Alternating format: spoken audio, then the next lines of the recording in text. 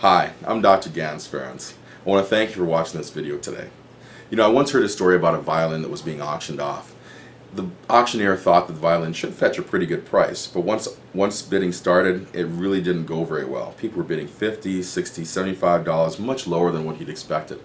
He was really frustrated, and then finally one of the audience members put up his hand and asked to see the instrument. When he came up, he blew it off, dusted it off, picked up the bow, and started to play the most beautiful music anyone in the audience had ever heard.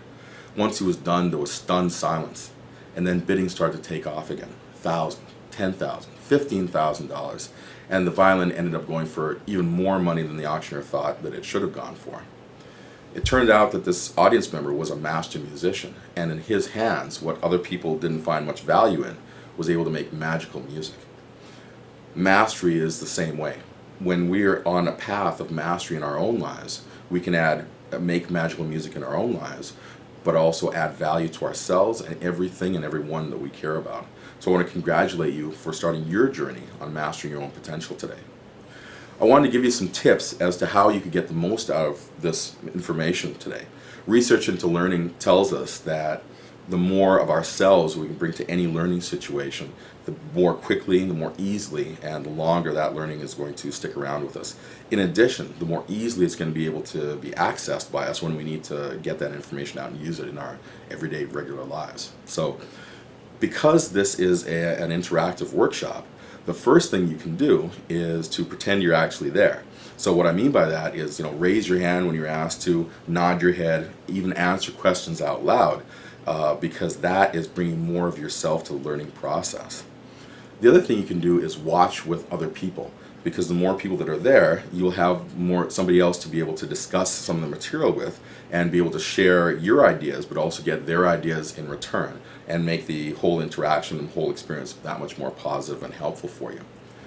It's also a good idea to teach what you want to learn. So as soon as you get an idea of the information, go out and share it with somebody, because the more you do with it, the more you explain it to somebody else, the more sense it will make for you as well. So we actually get more by giving. So it's a wonderful law of the universe that you're enacting there. Repetition is the foundation of any good learning. The more times we interact with the material, the more it's able to stick around. So go ahead and watch the video more than once.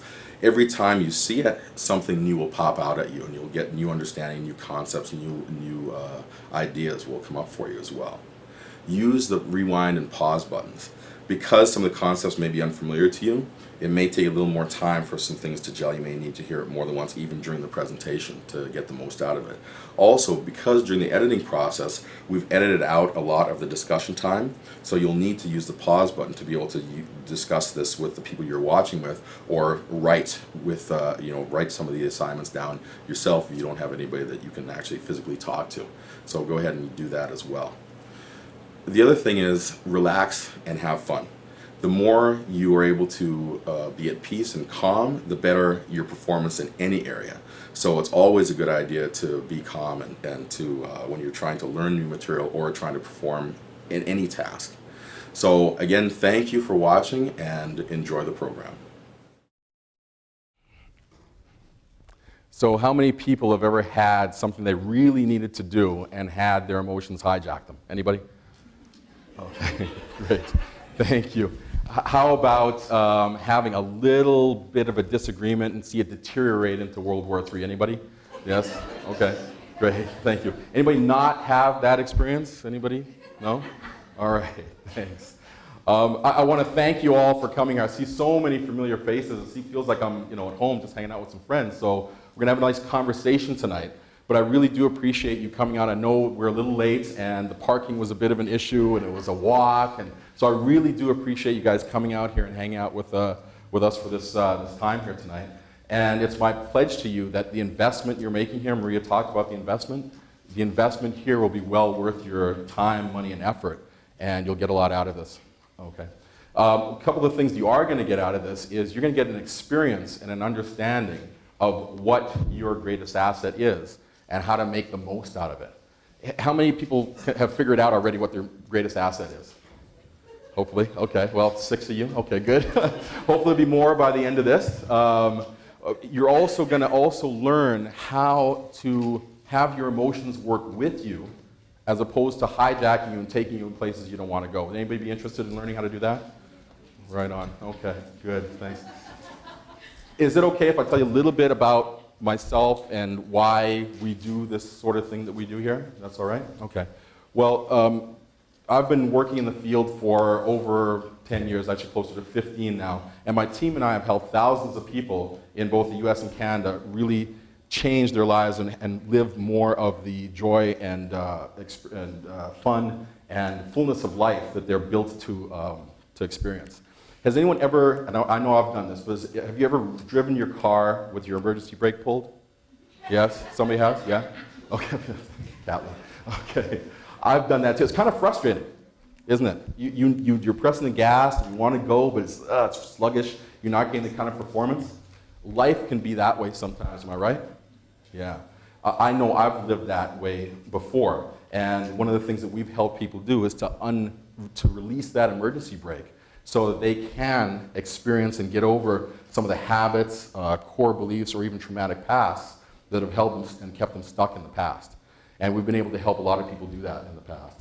So, and I know a little bit about this personally because for a long time I was stuck and I felt that frustration. And the dangerous thing about that is after a while it starts to become normal, right?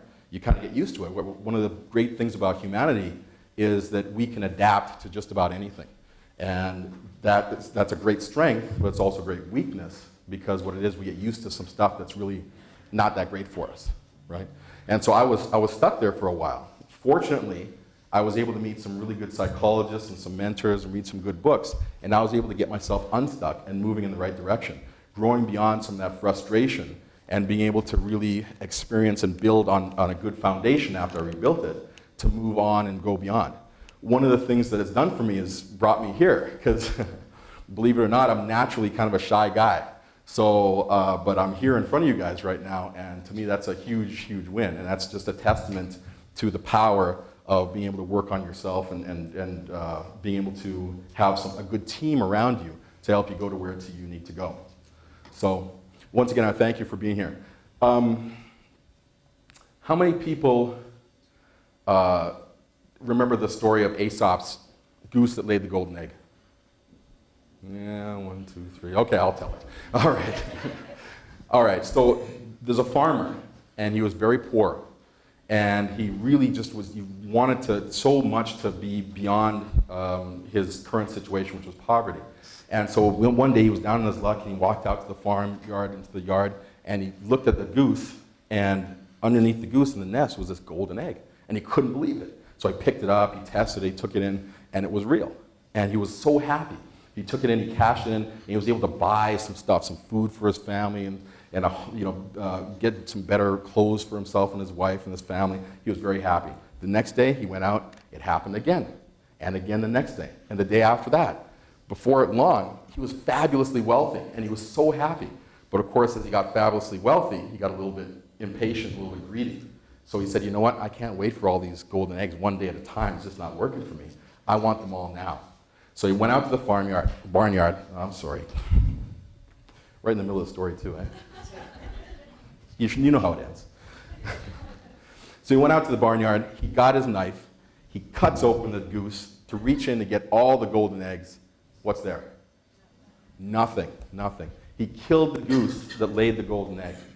So, the question I have for you is, and I'd like you to maybe get into partners, into pairs, and discuss this and come up with some ideas and tell me what you come up with. Are you the goose? Are you the farmer? Which one are you, or are you both? And what are the golden eggs in your life? Okay, so let's take 2 minutes and discuss that with partners, and then let's talk about that. All right, so what did we come up with? What are some of the golden eggs in our lives? Friends, family, financial freedom, health, time, connections, husband, what else? Mentors. Okay, good. What else? Intuition. All right. Family. That work? Yeah? Knowledge. Okay. What about, say, our jobs, our careers? Would that be a golden egg? No? You may need to talk to Darren about the freedom. Yeah, absolutely. Would health be a golden egg? Yes. Okay. Well-being, self-confidence. Yeah. Okay. These are all golden eggs that we produce, or somebody produces. I gave away the answer. That we produce. Okay. So what are we? Are we the goose or are we the farmer?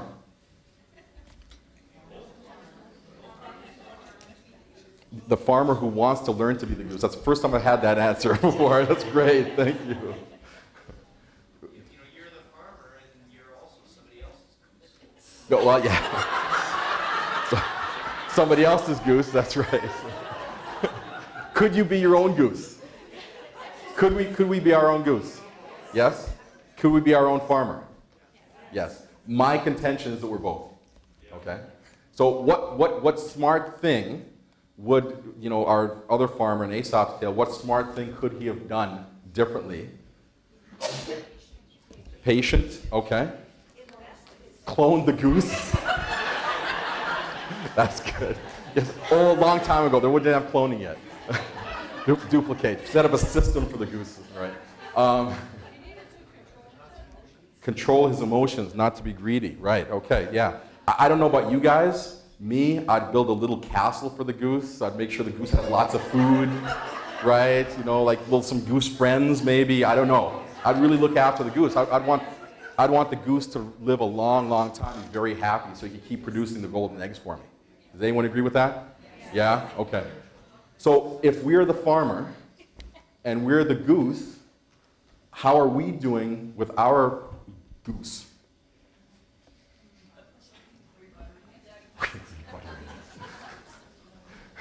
Yikes, right, exactly. Okay, so that's what this is all about. That's what we're going to be talking about tonight. So the first thing we're going to do is we're going to take care of the goose a little bit. Is that okay?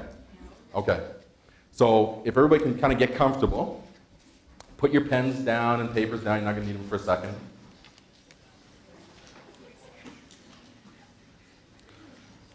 So what I'd like you to do, if it's okay, just kind of sit back in the seat and relax a little bit. I'm sorry the seats have no headrest. If you come to my office, we have nice big comfy couches. You can lay back. It's wonderful. But if it's all right, maybe just feel yourself in the seat right now. So take some time and really actually feel yourself, feel your back against the back of the chair. We've got lots of time here, so no rush. You can keep your eyes open or you can close them, whatever you feel like. I promise I won't steal your wallets. So.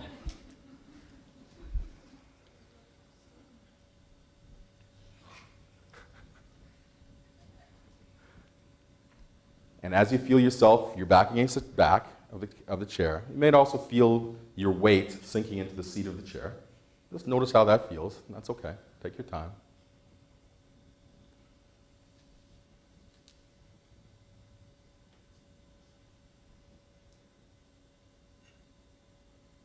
Might also notice how your feet feel on the floor, and that there is something solid underneath your feet. What it feels like to have that support.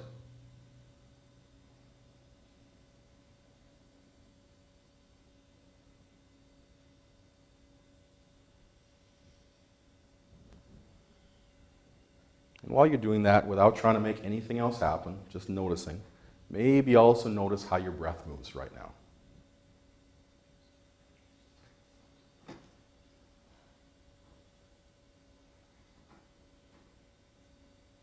That's it. And if it's okay, we'll just do this for another few moments, just really noticing what the sensation is like.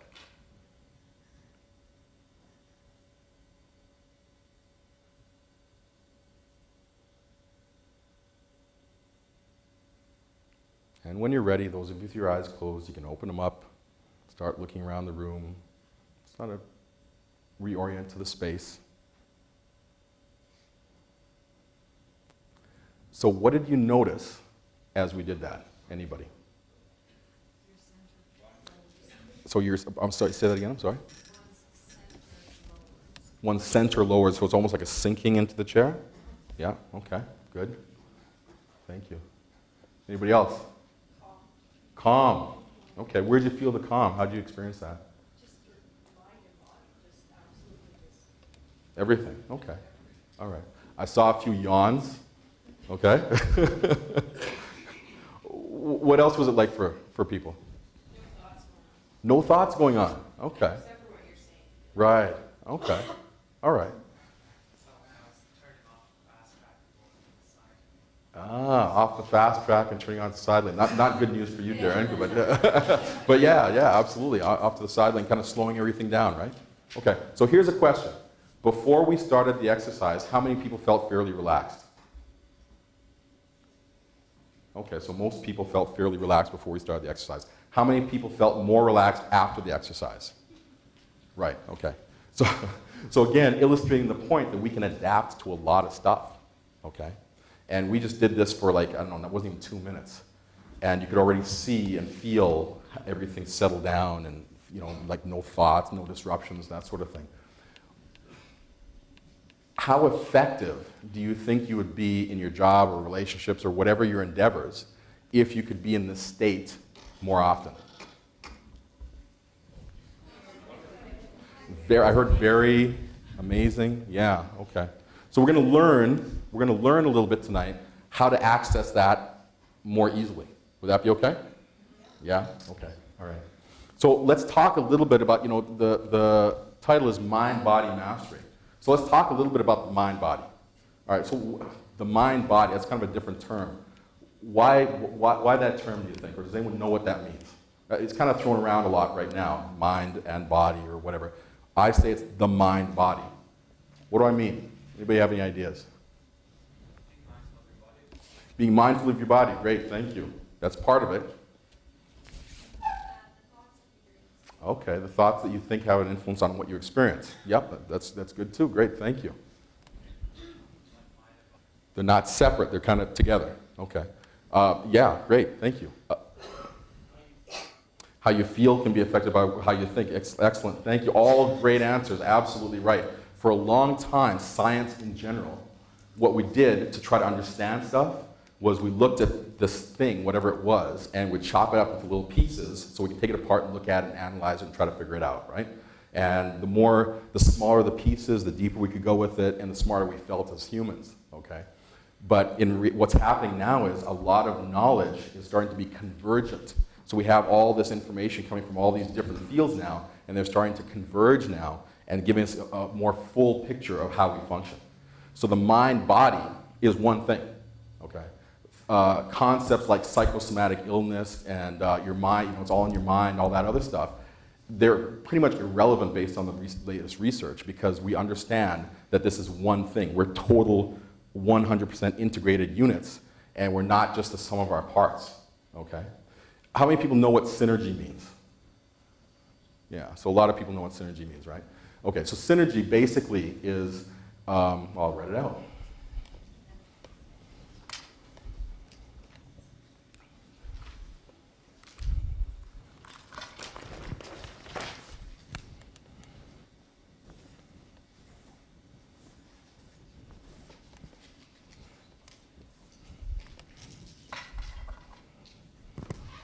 You guys know the answer to this?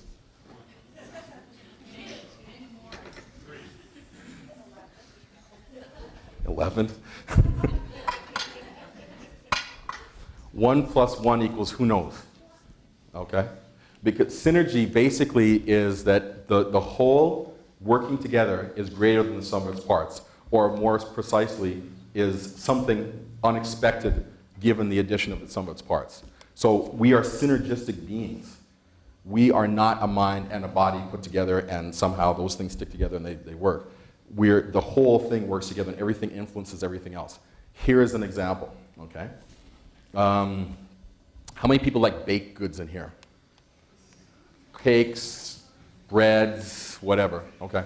So imagine yourself walking into a bakery or grandma's kitchen and you can smell the bread.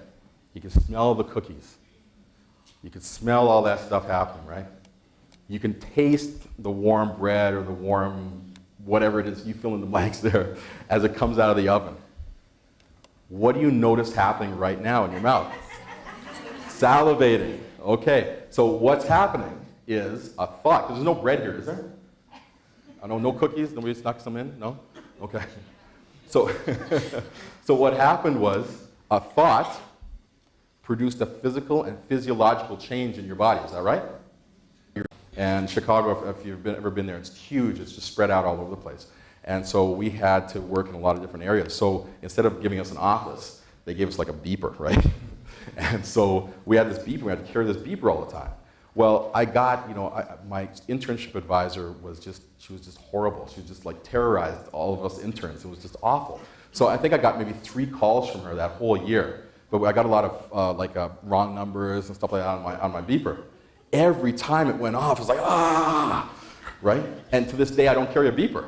So, because, it's locked in. Now, there are ways to fix that, okay? But there are more whole-bodied experiential types of therapies or different things that you can do to fix that. But it's not, you can't really think your way out of an emotional problem. That's the problem. So you can't really get logical about it and fix it in that way. We really can't go into exactly how to do it here, right? But basically it is to be able to complete that, whatever reaction was stirred up in you initially based on the phone, right? And for me, my internship director, for example, was clearly fight or flight and disgust and anger and a bunch of other stuff like that. So being able to actually work with somebody and to complete the natural response that would be there. For me, it was like anger and whatever. And to be able to complete that in a safe environment, it actually finishes that response. And then, okay, it's not an issue anymore. Okay? But it really does take, first of all, it takes another human being to be able to help you do that, right? And then it does take a whole full body experiential type of therapy to be able to do that. You can do it with the other stuff, but it's not going to stay. Right? It's just going to be, more energy you're using to kind of hold it down. Has that kind of been your experience? Yeah. Yeah, okay. So that's kind of the short answer. That make sense? Okay, great, thanks. How do we reach this right? That's a good question. Okay. Remember we said that the body is our instrument, is our transceiver. Okay? So the body is what we use to feel, experience, but also interact. Okay?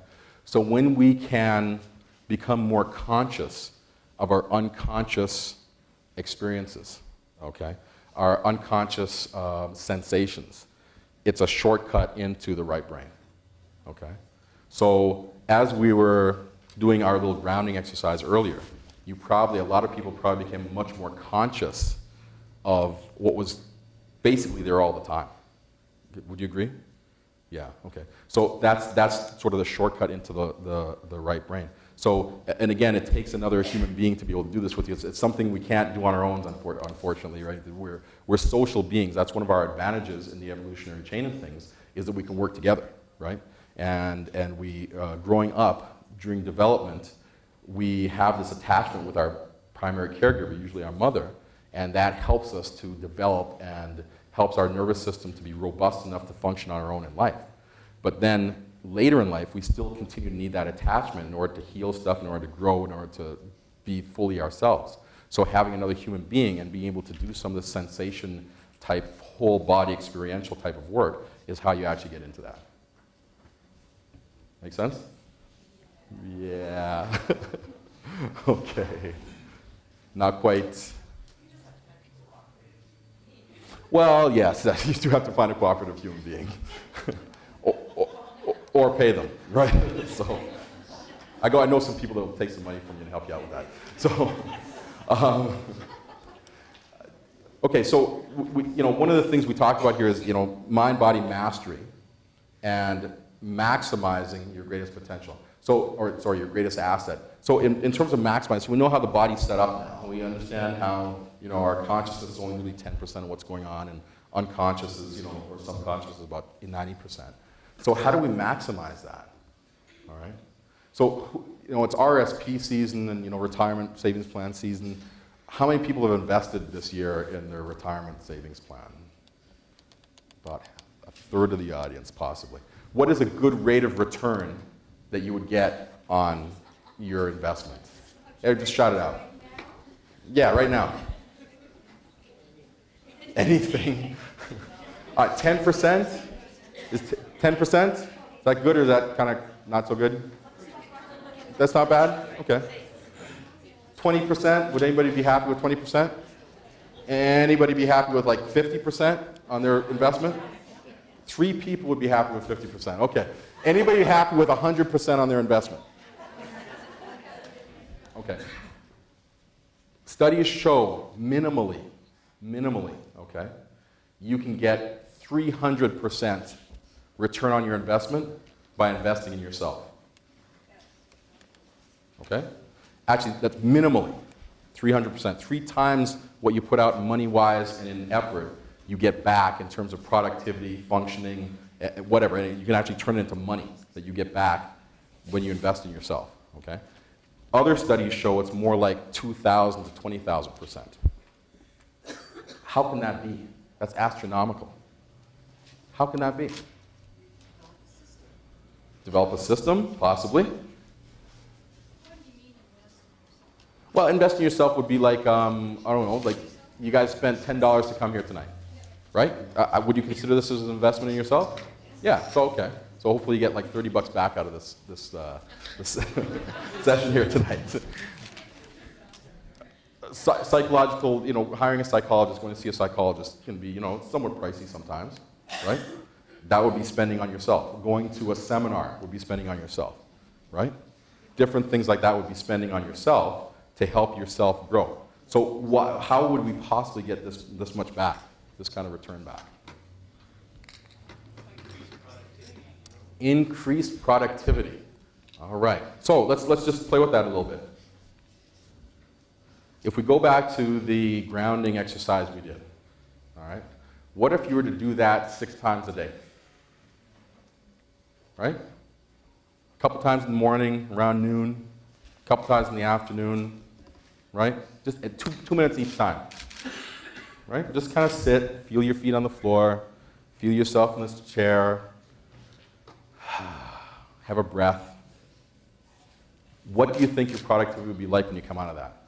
Better or worse, or the same? Better. Significantly better, you think? Yeah. And as you continue to do that, what happens is your body and your mind now have a frame of reference, and it's an experiential frame of reference, not just a cognitive intellectual knowledge, but you have an actual experiential knowledge of relaxing and being calm and of the increased productivity. So what do you think your body's going to do naturally after a while? Same thing, right? It's going to go through that. That's going to become the new procedure, right?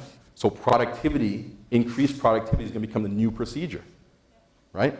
So that's got to be worth a couple 100% right there, right? Yeah? Okay. What about this?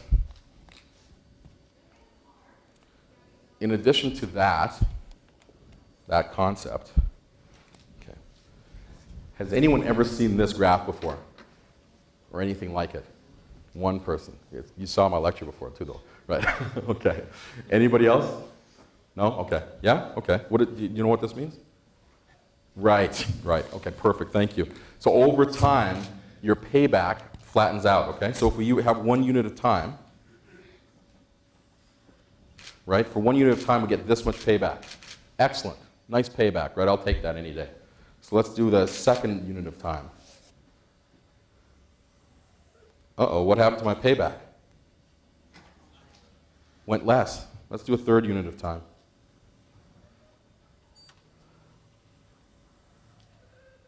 Now what happened? You've adapted to what you learned. Also, in economics, they call this the law of diminishing returns. Right? The longer you stay at something, the lower your return, the expectation of return is. Okay? The RSP. It's okay. So, what are we taught to do typically when we have a problem? Think about it, stick with it, shoulder to the plow, nose to the grindstone, right? Okay? So, based on this, does that make a lot of sense? No. I mean, I don't know about you guys, but if I had a choice, if I could always be in this area, that's where I'd want to be, right? So, I used to teach study skills when I was in the States. One of the things I used to teach people is if you're going to study, you only want to study for about 45 minutes on one subject. Then you take a 10, 15-minute break and do another subject. And never do more than 3 subjects in 3 different sessions like that in a row. Then go and do something totally different. If you must study again, come back to it another, in a couple hours or whatever, and put another 2 sessions, and that's it. Okay? Because what are you doing? These guys that pull all-nighters, right? Who pulled all-nighters in college or in school or high school or whatever? Okay. You understand what you're doing, right? Okay. How many of us pull all-dayers at work? Right? Okay. Here's an interesting statistic. I was listening to an organizer. She said, "What do you think is the average lunch, the average time that the average Canadian takes for lunch?" I heard a 0. 2 minutes, 3 minutes, 5 minutes. Anybody higher? Do I hear half an hour? Anyone? No? Half hour? I think it's 3.25 minutes. 3.25 minutes because they're eating at their desk and they're doing this, that, and the other thing, right? So here's the question, right? Remember this? Remember this setup, our mind body? What message are we giving our unconscious, our subconscious, about how important our bodies are and our well-being is when we sit at our desk and eat lunch? What message are we giving it? It's not important, right? So if we give it that message, remember this is 90% of what's going on, right? Your unconscious, your subconscious is going to always want to make you right. So if you tell it that you're not important, that whatever you're doing at the time is more important, guess what? It's going to be, right? So let's just change that piece. Let's just take lunch, right? Let's just do a little bit of that. Okay. So what's that worth in productivity? So we've already stopped doing this, right? We've had like 6 little sessions of relaxation, little mini vacations during the day. Our productivity's gone up. Okay. We now treat ourselves good. So now we come back, and the effect is not going to hit you that day. But you do that over 2 or 3 days, it's going to start wearing you out. You do that over a few years, you're going to start hating your job. Your body's going to start screaming at you, right? Do that over a decade or 2. Can you see the burnout train coming? Right? Okay? So that's another bump in productivity. Okay? So here's another reason. So it's arousal and performance. Not that kind of arousal. Or maybe it is. Actually, it does apply to that too. Everybody's attention now. Excellent. It's only a thought away. Okay. All right. So, arousal. So okay, we're over here on low arousal. What's our performance like? Zip, right? So like over here, our arousal is low, so we're either sleeping or we're in a coma, right? Okay. So unless our performance, or unless we're performing at sleeping, our performance sucks, yeah? Okay. As we add more arousal to the system, what happens to our performance? Goes up. Okay. As we hit a sweet spot over here, right? Perfect. Anybody ever play sports or music or anything? Anybody ever been in the zone? You know what that's called? You know what I'm talking about? Just being there and everything kind of slows down, you have fun, you enjoy yourself. That's the space right here. Relaxed awareness. Okay? So we're going to continue being aroused. What happens to our performance? Goes down. See, most people intuitively think that this line is like this, it keeps going. Right? And we think that the more energy and more focus that we put in, the better we're going to do. Okay? But this is Psych 101, by the way. This is the basic stuff. So, but the more arousal, the more effort we put in, the lower our performance is going to be after we pass that curve. So here's a question for you. Where do you think we live typically? Do you think we're on the right side of the curve, or do you think we're on the left side of the curve? Okay? So So how many think we're on the right side of the curve? Okay, and you might be there. We might be on the right side of the curve. How many think we're on the left side of the curve? Okay. Do you know of all the nations in the world, which nation has the number 1 hours, the highest number of work hours per year? Does anyone know the answer to that? Japan. What else does Japan have? They got a special word that That, suicide rate. They actually have a word in Japanese for death by work. They actually have a word for it. Okay? Who's the number 2 nation in the world with the highest number of hours worked? Canada. Yeah. Well, it was a couple of years ago. I don't know if it's still, but it's, you know, I know it was a couple of years ago. Okay? So here's a question for you. Which province is leading Canada's economic growth right now? Okay. So what happens when you go to Tim Hortons here now? Right? Everybody's spread thin. Everybody's is really overworked, right? So where do you think we're living as a culture? I mean, some of us might be on the right side. That's great. Most of us are living over here, right? This is why when we did the grounding exercise, everybody said, "Oh yeah, I'm relaxed. Everything's fine." And as soon as we started to do that, it's like, oh, yawning happened. You know, all sorts of stuff was happening, right? Because that's where we are. But if we push harder and keep going, what happens to us? Our performance is going to go down. So what do we typically do? We just try harder, right? So is this what happens to our performance? What do you think happens in our bodies if this becomes a chronic situation? All sorts of bad stuff, right? We wear ourselves out, okay? Because what we're doing as a people, right? We're pushing too hard, so we're not sleeping, right? So we're tired because we keep going. So what do we do to wake up? Coffee. Okay, so stimulants, whatever they are. All right, so we stimulate ourselves. And what do we do to slow down so we can go to sleep at night sometimes? Alcohol, right? Sleeping pills, whatever they are, right? Whatever it is. Okay? So what are we doing to our systems?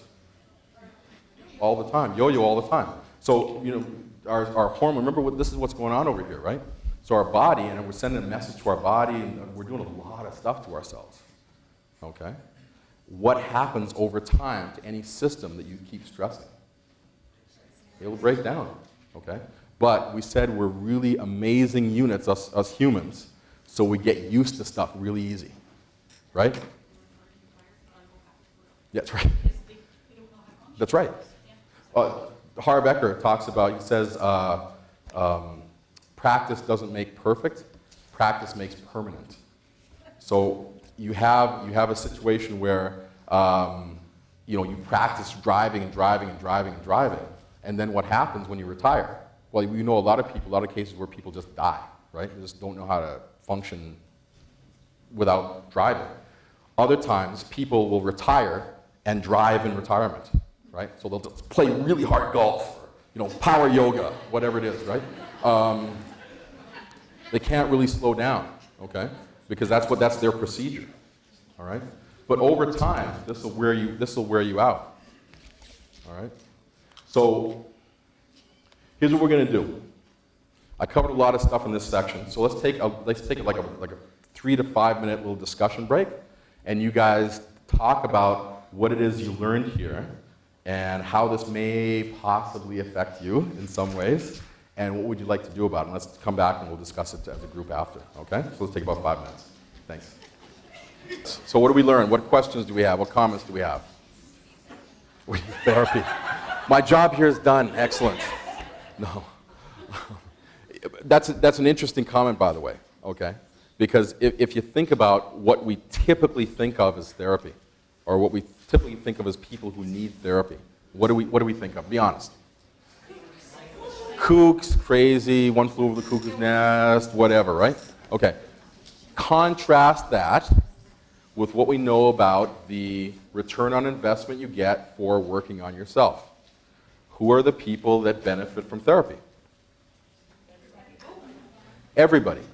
Do you know what elite athletes do, for example? Do they go out? Yeah, they all have trainers, right? They don't go out by themselves and try to work themselves out, and they try to do their own nutrition, and they try to do their own mindset, and they try to do physical therapy on themselves, right? No, they got a team. They got a success team, right? Okay. Successful people have people to help them be successful. Life is a team sport. Right. Thank you. the more successful you want to be at whatever your endeavor is, it could be being a parent, it could be being yourself, it could be having better health.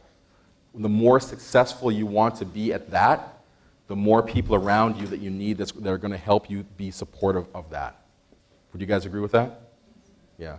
So can you see the benefit? If I can get, let's say I only get 300% return on investment. Let's say I don't get the 20,000% return on investment. Let's only get 300% on return on investment. Is it worth me spending money on myself? Okay. Is it worth me getting a little bit out of my comfort zone to see somebody like me or my team or any of the other wonderful psychologists in Edmonton to work on myself, to move myself forward if I only get 300% return on my investment? What if I can get 2,000% return on my investment? What if I can get 20,000% return on my investment? What if I, and forget about the money. Let's just say I have a happier life. Would that work? Would that work? Okay. All right. So here's the other, I saved one more reason why we can get this kind of investment back.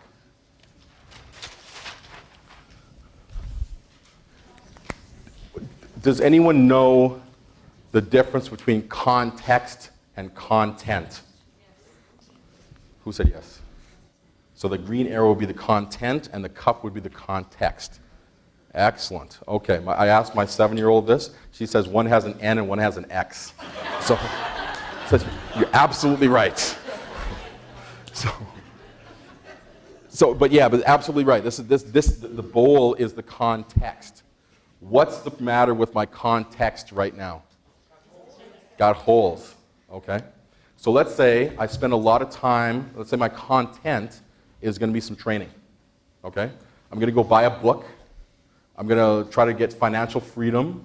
I'm going to try to lose weight. I'm going to try to do a lot of different things. So I get a lot of good material, spend a lot of money on that. So I'm pouring all this great content into my bowl. What's happening? Yeah, it's just leaking away. Right? What if, oops.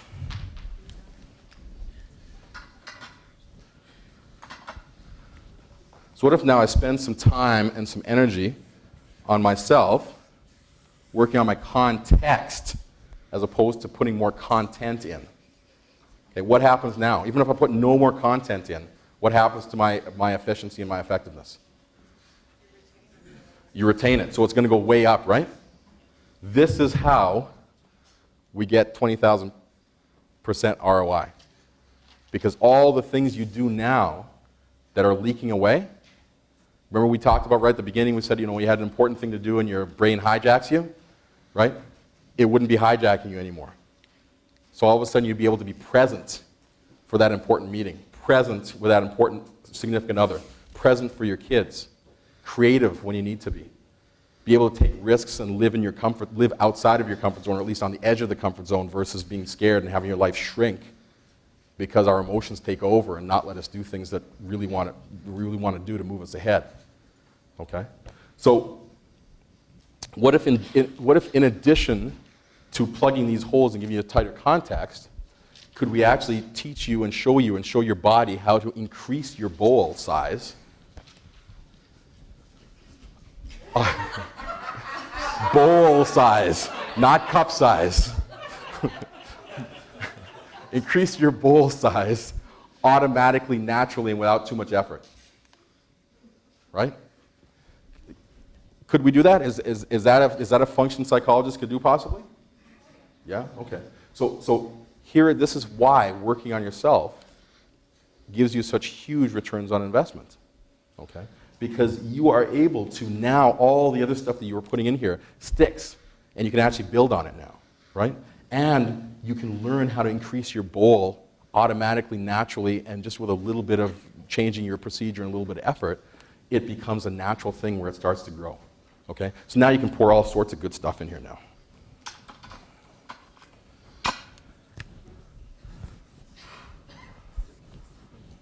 Anything you want to put your mind to now, you can now accomplish much more easily, okay? So that's, to me, that is mastery. So this story is about a king, and this was back in maybe Old Testament times. And this king had a son little boy, his firstborn son. He was very happy, very proud of this little son that he had. And the son was playing and running around and just growing up really nicely as kids do. But unfortunately, there was a polio epidemic that swept through the land, and a lot of children were killed by it.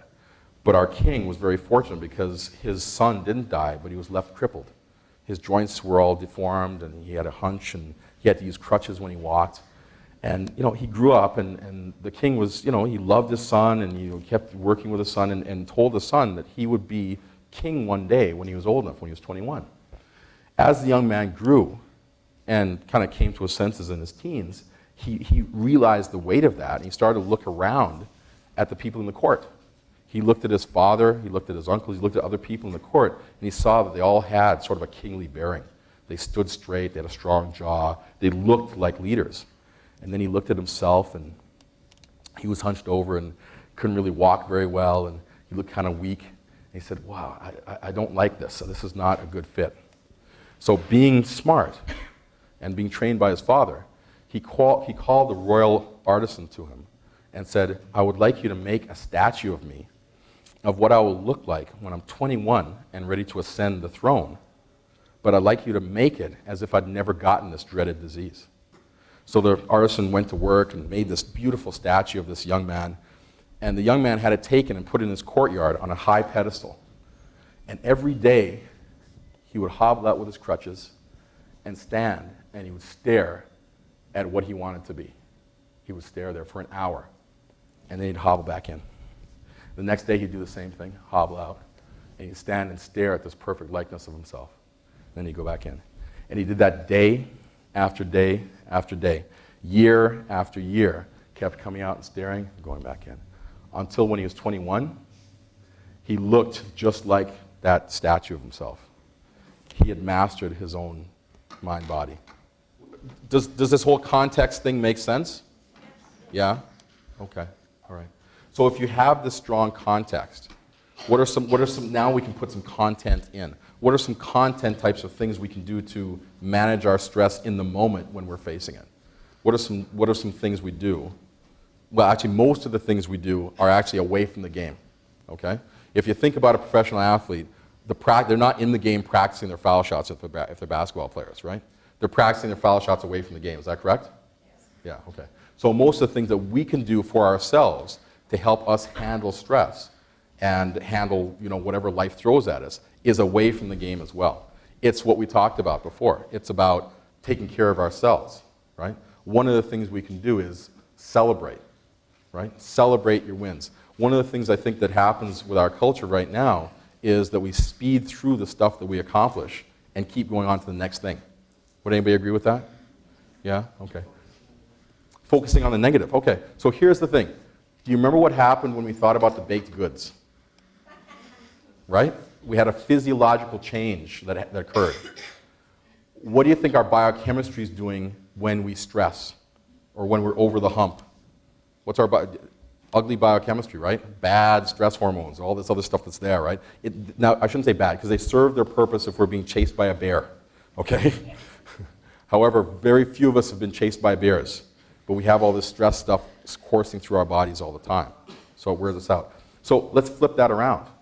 So if we start celebrating our wins, if we start celebrating the stuff that we accomplish, and really feel the joy of that, allow ourselves the space emotionally and physically, the time, to really feel that good stuff happening, what kind of biochemistry are we going to have? Better biochemistry, right? Better hormones. The more of that state we're in, the more we're going to be doing this.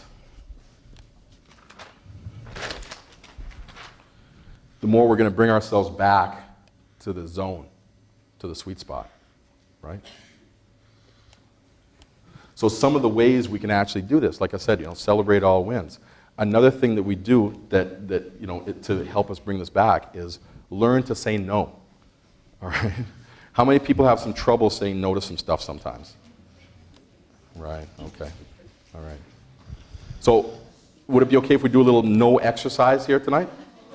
No, okay, somebody's good at it. All right. We're going to start with that. Okay, so I'm going to ask you a question, and I want everybody, I want to see anybody kind of slacking. I'm going to watch, right? I want you to say no, okay? You guys ready? Not yet. Now when I ask the question, okay? Can I borrow $5? No. That wasn't bad. I saw some of you, your lips moved, but there's no energy there. Come on. Say it like you mean it. Can I borrow $5? No. Still kind of weak. Again, okay. Can I borrow $100? No. That's better. Okay. Here's what I want you to do. Get with your partner and choose an A and a B real quick. Quick, quick, quick. A's, put up your hands. Everybody's got an A? Everybody's got an A and a B? Okay. A's, I want you to ask B any question, some question that they have to like respond and give you something, to borrow something, to have something, whatever. B, I want you to look them in the eye. It's important. Look them in the eye and say no. Okay? Here are the caveats. Now listen to the instructions. You cannot giggle. You cannot explain why. You cannot make excuses. All you can say is no. Does everyone understand the request, the exercise? Okay? So once again, you look them in the eye, you maintain eye contact, no giggling, no stuttering, no explaining, no any of that stuff, just straight no, okay? You got 30 seconds to practice, and then we're going to switch. All right? Ready? Go. Okay, and switch. There was a lot of laughing going on. I don't know. What happened? What was that like for you guys? What happened? Somebody tell me. Tough. I would help her move, she says, but you said no. Yeah. Was it hard? No. Who said no? How many people said no that it wasn't hard to say no? Okay. How many people had a little difficulty with it, with saying no and, not giggling or giving an explanation or, whatever? Okay. All right.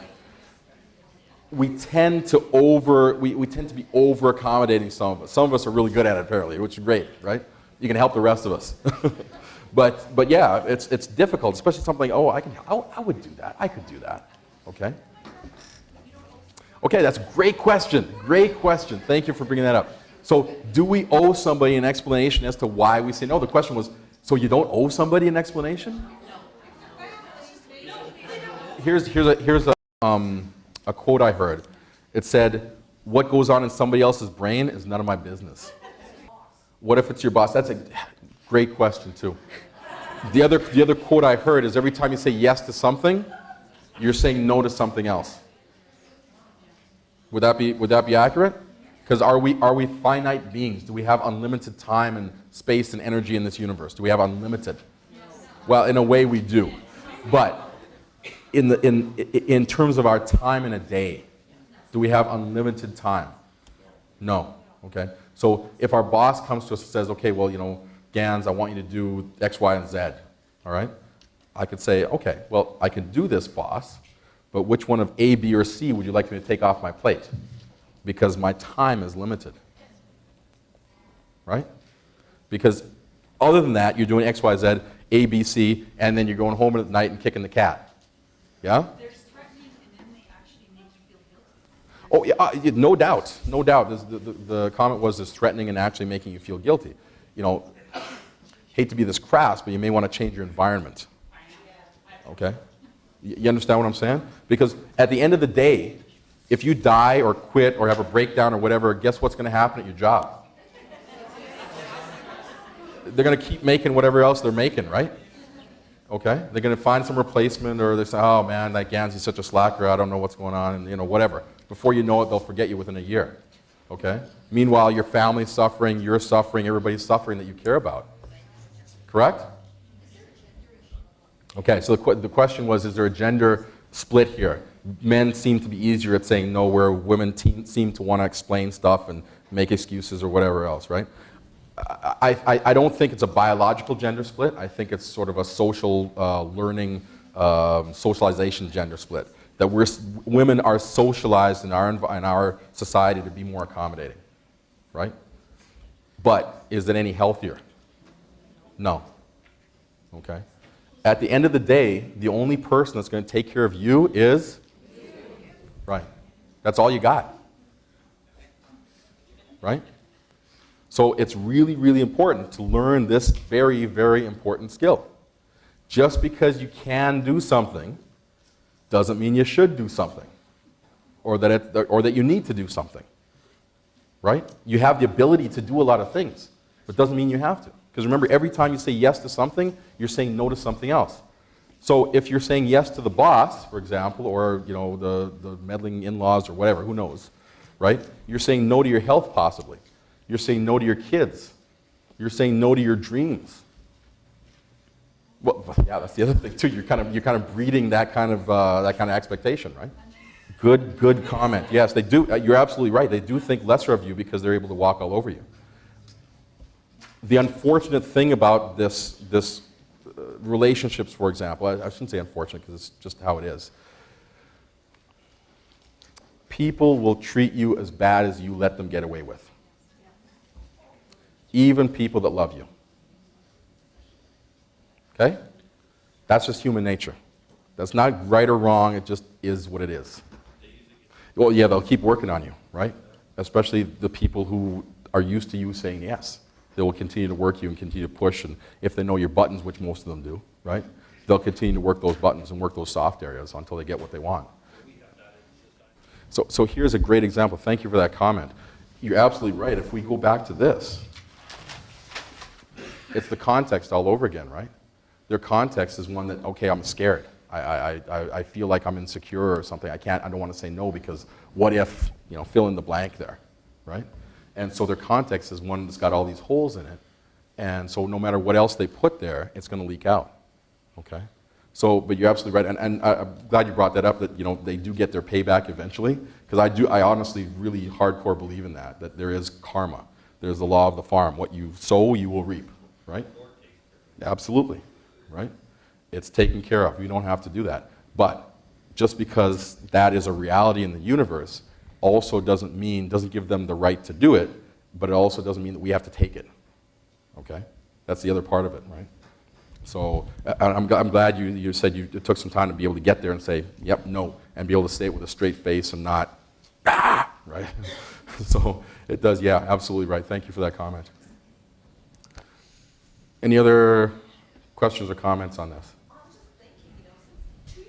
Great question. Is that our natural state? Because 2-year-olds say no all the time.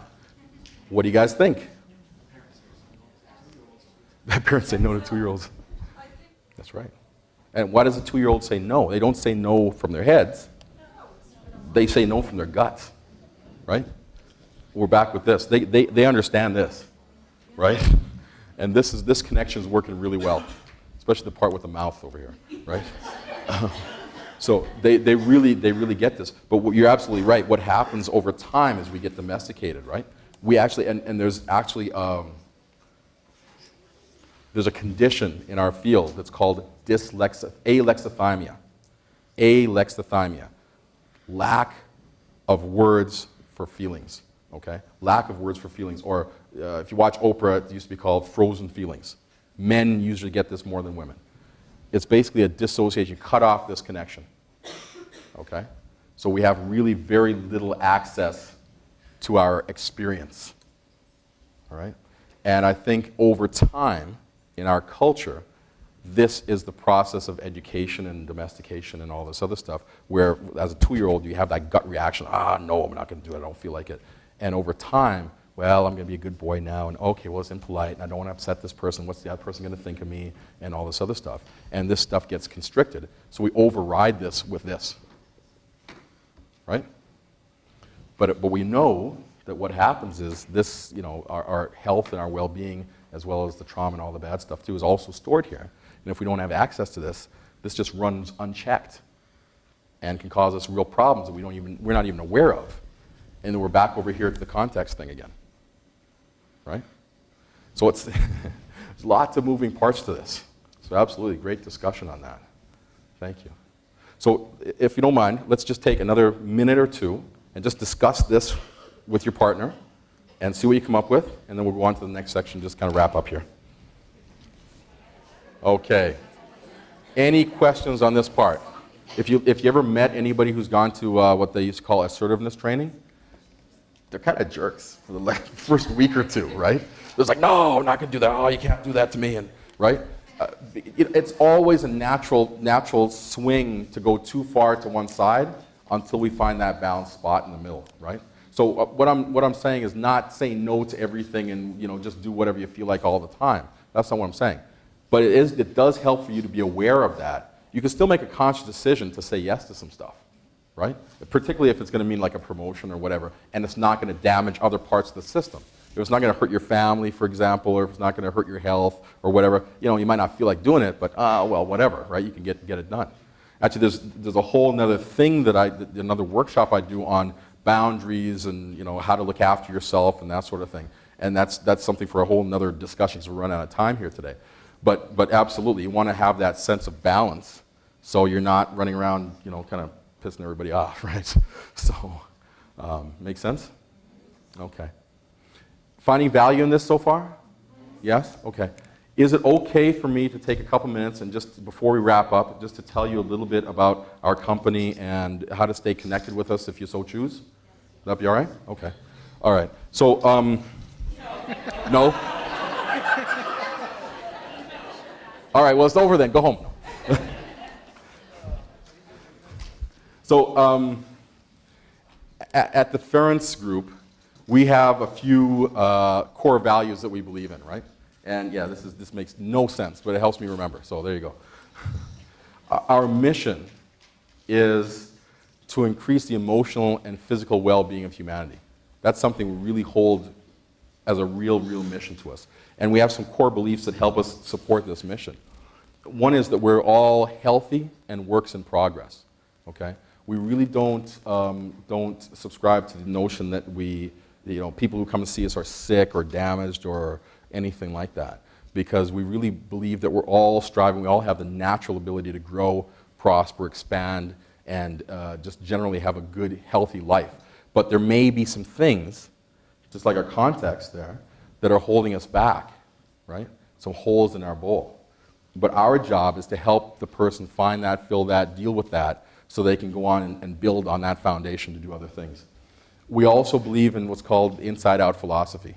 And that is, I don't know if anybody else feels like this, but what really upsets me is you go to some nice store and you've got nice stuff on the walls, nice lighting, all this other stuff, and you see the staff go back into the back room, and it's like a dungeon. Bad lights, bad paint on the walls, rats. Well, maybe not rats. But it really bothers me because how do you work under those conditions? How do people serve their customers and treat them with respect when they go back and they get no respect themselves? Right? So we really believe in this inside-out philosophy that if a change is going to occur, if something's going to occur, that's what I call vertical integrity in the system. Okay? So what we do about, let's say about 3 hours a week of supervision, training, and consultation to work on ourselves and work to make sure that we have that foundation for ourselves and the internal workings of our company so that we can then show up and be the best we can for the people we're serving. So, and we also work with that with our clients too, so that they understand that change happens from the inside out, because anything less than that is just more content put into a faulty bowl. Okay? So the first place we start is working with the context to make sure that's nice and solid. Right? So change from the inside out. Of course we believe in this TS, team sport. Okay? No matter how smart we are, no matter how strong we are, we can't do it by ourselves. We're just not wired that way. We need another person, another healthy nervous system, another healthy being to help to co-create the environment of change for us or with us. Okay? So that's what we do with people we work with. And of course, the last one is vitality. We believe in the vitality model. I learned this from our friend Brendan here, our chiropractor friend here, the vitality model of health, which means if we're broken, we're not something that needs to come in and get fixed. Actually, we don't get broken. If we have the right environment, the right context, the right healing context or growth context, we can naturally grow and heal and continue to move forward. Okay? So that's what we believe. So as we end, so we've talked about the context, we've talked about the content, we've talked about the mind-body. So I'd like to tell you, just to end up, I'd like to tell you one of my favorite mind-body mastery stories. And this is from a book called Body-Mind Mastery by Dan Millman. Has anybody ever read Dan Millman's books before? He wrote Way of the Peaceful Warrior and Sacred Journey of the Peaceful Warrior, and very good books. I highly recommend his stuff. Highly recommend it. So I'm going to read this instead of telling it because he writes it so well. One day in feudal Japan, a master of the tea ceremony was running an errand in the marketplace and collided with a foul-tempered samurai. Immediately, the swordsman demanded an apology for the insult in the form of a duel to the death. The tea master was in no position to decline, though he had no experience with swords. He asked if he could complete his obligations for the day before meeting the samurai for the duel. It was agreed that they'd meet in a nearby orchard later in the afternoon. The tea master completed his errands early and stopped to visit the house of Miyamoto Musashi, a famous swordsmaster and painter. The tea master told Master Miyamoto his predicament and asked if the swordmaster could teach him how to behave so as to die honorably. "This is an unusual request," replied Miyamoto, "but I'll help if I can." Detecting an air of serene composure about the small man standing before him, Miyamoto asked him what art he practiced. "I serve tea," he replied. "Excellent, then serve me tea," said Miyamoto. Without hesitation, the tea master took his utensils from the pouch and began with the utmost serenity and concentration to perform the graceful, meditative ceremony of preparing, serving, and appreciating ocha, the green tea. Miyamoto was impressed by this man's obvious composure on the afternoon of his death. The tea master was apparently free of all thought about the fate that awaited him. Ignoring any thoughts of fear, he focused his attention upon the present moment of beauty. "You already know how to die with honor," said Miyamoto, "but you can do this." Then Miyamoto instructed him how to die well, concluding that it will probably end in a mutual slaying. The tea master bowed and thanked the swordmaster. Carefully, he wrapped his implements and left for the duel. As he arrived at the orchard, he saw the swordsman waiting impatiently, anxious to finish this petty killing. The tea master approached the samurai, laid his implements down as gently as he would a tiny infant, as if he expected to pick them up again in a few moments. Then, as Miyamoto had suggested, he bowed graciously to the samurai, as calmly as if he were about to serve him tea. Next, he raised his sword with but one single thought in his mind: to strike the samurai no matter what. As he stood, sword raised, mind focused, he saw the sword expert's eyes grow wide with wonder, then perplexity, then respect, then fear. No longer did the swordsman see a meek little man before him. Now he saw a fearless warrior, an invincible opponent who had mastered the fear of death. Raised over the tea master's head, glinting blood red in the sun's last rays, the samurai saw his own death. The sword expert hesitated for a moment, then lowered his sword and then his head. He begged forgiveness from this little tea master, who later became his teacher in the art of living without fear. To me, that's mastery. In the martial arts, they say if you master one martial art, you're considered a master and you have respect in all. The reason is that mastery in any art is not mastery of technique. It's mastery of self. It's about having the strong context. The stronger the context, the stronger the foundation, the higher you can build. So thank you for coming out tonight. I really do appreciate your time, and hopefully we'll see you guys again. Thank you.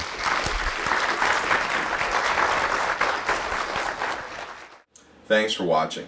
If you'd like to know more about our personalized sessions or to find out about workshops such as this one or other ones we offer, please call us at 780-428-LIFE. That's 780-428-5433, or visit us on the web at www.theferencegroup.com. That's FERRANCE group.com. Thanks a lot.